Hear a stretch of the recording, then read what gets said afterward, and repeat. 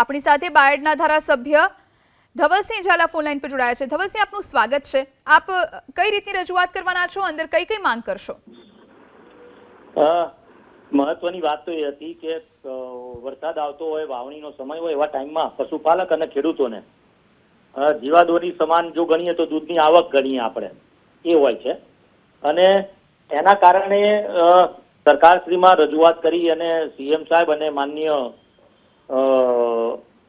પંચાલ સાહેબ બંને જણાએ ગમે તે હિસાબે પણ ખેડૂતોને નફાનું થોડું ઘણું પણ ભારણ મળે અને એમની આવકમાંથી થોડું ઘણું મળે, એનાથી રાહત મળે। પરંતુ ક્યાંક અસમંજસ છે। બધા કાર્યકર્તાઓ, દૂધ પશુપાલકો કાલના દિવસમાં મને પરમ દિવસે ભાવ જાહેર ડિક્લેર થયા પછી 5-7% જે આપ્યો એ 7%ની આસપાસ આપ્યા પછી લોકો એવું કહેતા હતા કે ગઈ વખતે 18%, 16% જેટલું મળ્યું છે ને આ વખતે મળ્યું નથી,